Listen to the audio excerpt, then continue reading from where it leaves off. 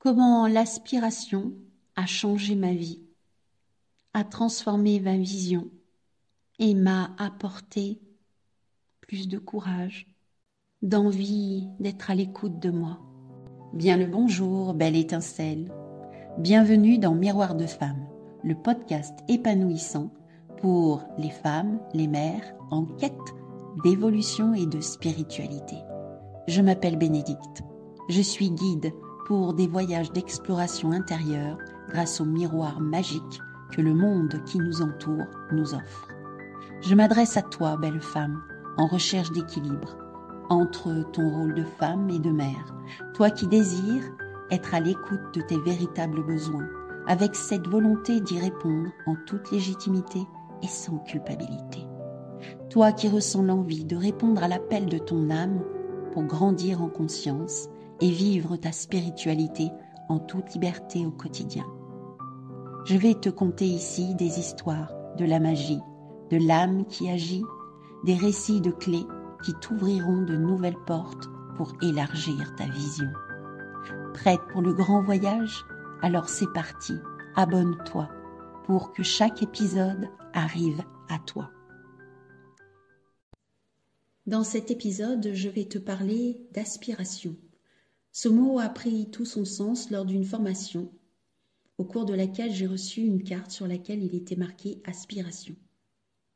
C'était à la suite d'un exercice qui consistait à se mettre en lien d'âme à âme, une pratique faite en duo, et je me suis retrouvée avec une autre Bénédicte.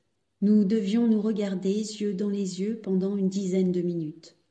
On dit que quand nous nous plongeons dans le regard de l'autre, on se met en lien avec son âme. C'est un exercice très intense qui demande de l'humilité, du respect, de l'abandon, de l'accueil et passer outre la peur du ridicule. À la suite de cet exercice, nous étions amenés à choisir une carte pour l'autre. J'ai donc reçu la carte de l'aspiration et j'ai donné la carte de l'égalité. La formatrice nous a alors informé que ces cartes représentaient les forces qui pouvaient nous accompagner tout au long de notre vie. Celle que nous avions reçue ce jour-là serait la force qui nous accompagnerait plus particulièrement cette année-là, l'année qui allait suivre.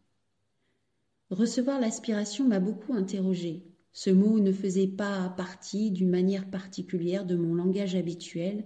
Bien heureusement, nous avons reçu le texte qui expliquait. Bien sûr, j'avais quand même pressenti qu'il s'agissait pour moi de me laisser inspirer par les besoins de mon cœur et aussi par quelque chose de plus grand que moi. Je vais partager avec toi le texte qui s'y rapporte et j'avais aussi envie de te partager ce que l'aspiration a pu me faire découvrir tout au long de l'année qui a suivi. Je vais te parler des 12 textes, dont fait partie celui de l'aspiration, te parler aussi de l'auteur et de l'objectif de ces textes. Je vais d'ailleurs commencer par cela. Il y a donc 12 textes qui parlent des qualités qu'il est bon à développer pour progresser dans sa conscience personnelle en lien avec son âme. Voici ces qualités. La première est la sincérité. Arrive ensuite la bonté, puis l'humilité, la gratitude, la générosité, la persévérance, l'aspiration, celle que j'ai reçue, l'égalité, celle que j'ai donnée, la réceptivité, le progrès, la paix, le courage, la dernière. Ensuite, j'ai reçu l'ensemble de ces textes. Ils sont pour moi d'une très très grande richesse et d'une grande actualité. Selon mon point de vue, ils permettent d'avoir une plus grande responsabilité dans sa vie, d'assumer ses choix en conscience, de poser des limites, de laisser les autres avoir leurs propres décisions, leur propre pouvoir sur eux-mêmes et non sur notre vie. Ça permet aussi d'avoir un meilleur aperçu de son état d'être et aussi de quitter la posture de la victime, d'accepter ses propres failles et aussi ses forces, mais bien plus encore. Ces textes ont été très inspirants pour moi. J'ai peut-être éveillé ta curiosité. Tu te demandes, mais que sont ces textes? De qui sont-ils? Ils ont été écrits par la mère, Mira Alfassa, la compagne spirituelle de Sri Aurobindo. Elle a eu beaucoup d'autres écrits d'une très grande richesse, mais j'avoue ne pas en avoir toute la connaissance, la lecture n'étant pas ma plus grande passion due à mes antécédents de dyslexie. Si tu souhaites en savoir plus sur les écrits de ce couple et aussi connaître leurs histoires, je t'invite à faire tes propres recherches. Le but de cet épisode étant de te transmettre mes compréhensions, aussi mes expériences, pour peut-être te donner l'envie d'aller aussi à ton tour explorer plus en profondeur les besoins de ton âme. Pour en revenir à l'aspiration, voici ce qu'elle m'a permis cette année-là. Je me suis laissée aspirer à aller dans différents stages de clown. J'ai aussi pu explorer une autre facette de moi grâce à ces clowns, ces stages de clown. Retourner à plus de liberté d'être, reconnecter à une joie qui m'avait un peu quittée, je dois bien l'avouer. J'ai aussi été aspirée à aller à un séminaire, les portes du cœur. Revenir à ce cœur, l'écouter, quitter le mental. Ça, c'est un sacré travail pour moi. J'ai aussi été aspirée à aller à une formation sur l'intuition, pour faire confiance à cette intuition qui était là en moi, mais que je n'écoutais pas vraiment. C'est un travail encore de chaque instant. Et puis est revenu aussi un autre stage de clown, d'introspection, de spiritualité, qui m'a amené à la création d'une page Facebook où j'ai fait plus d'une trentaine de vidéos. Cette page s'appelle le théâtre intérieur de Choucroutine. Avec cette part-là en moi de clown, Choucroutine, je me suis laissée aspirer à transmettre des messages. Et puis, cette année-là aussi, j'ai osé écrire des lettres, des messages, pour déclarer des sentiments d'amour, ce que je n'avais jamais fait auparavant. Sans avoir la peur d'être rejetée, sans avoir la peur d'être critiquée, juste parce que ça avait besoin de s'exprimer. Ça m'a donné une grande liberté d'être. Et j'ai pu aussi acheter une maison par moi-même, trouver mon habitat. Et puis, j'ai pu aussi arrêter les choses qui ne me convenaient pas.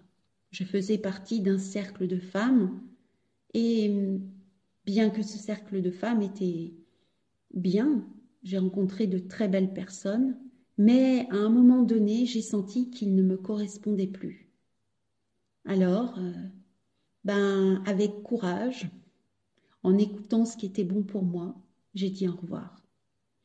Bien sûr, des personnes n'ont pas apprécié, mais qu'est-ce qui était le plus important pour moi? Écouter l'appel de mon cœur. Et l'appel de mon cœur me disait « stop ».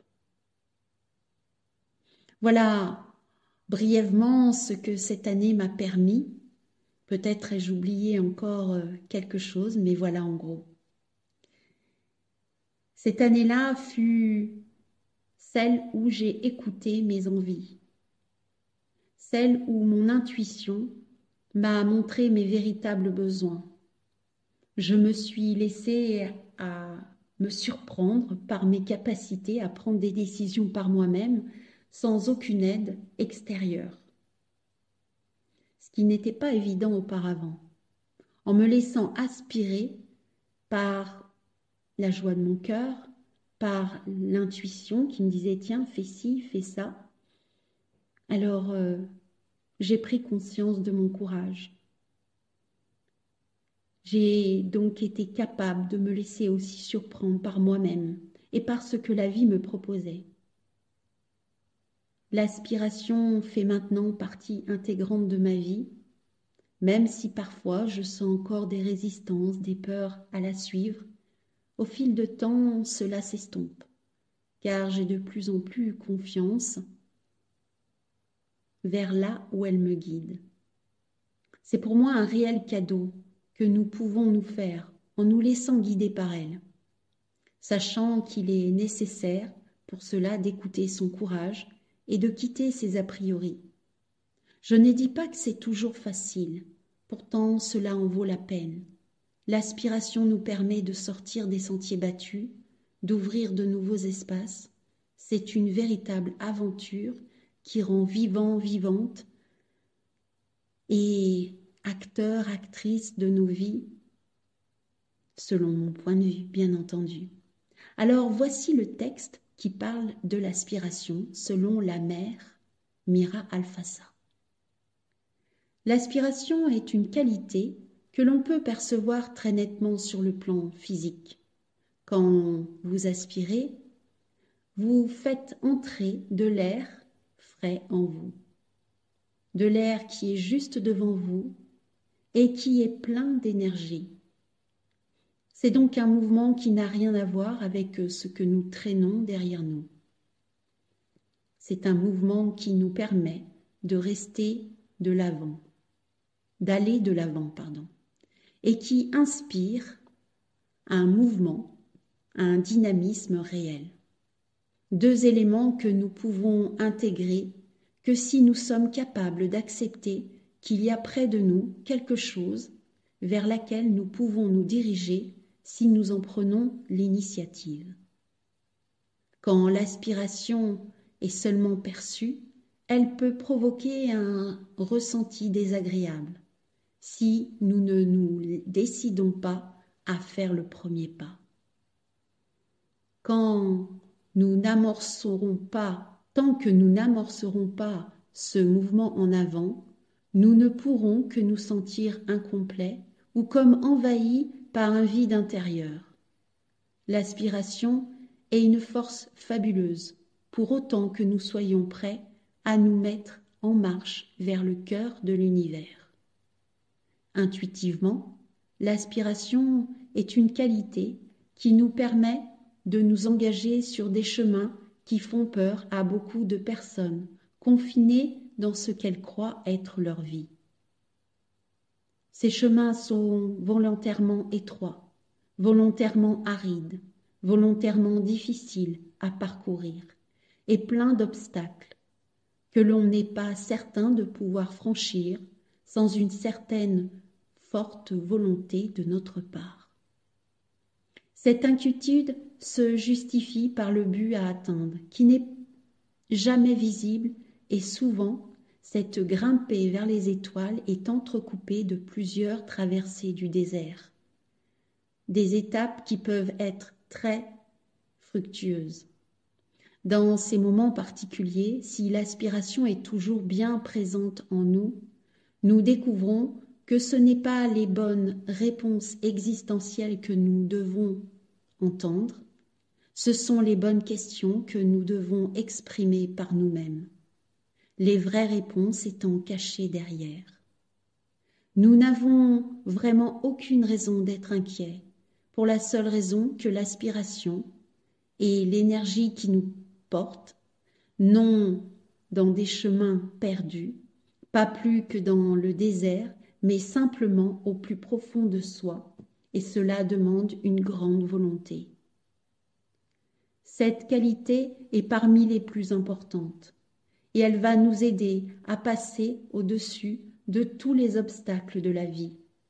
Un jour, sans que nous nous y attendions, nous découvrirons que nous avons traversé un immense espace. Nous découvrirons que nous étions dans l'ombre et que désormais la lumière est devant nous à portée de notre cœur.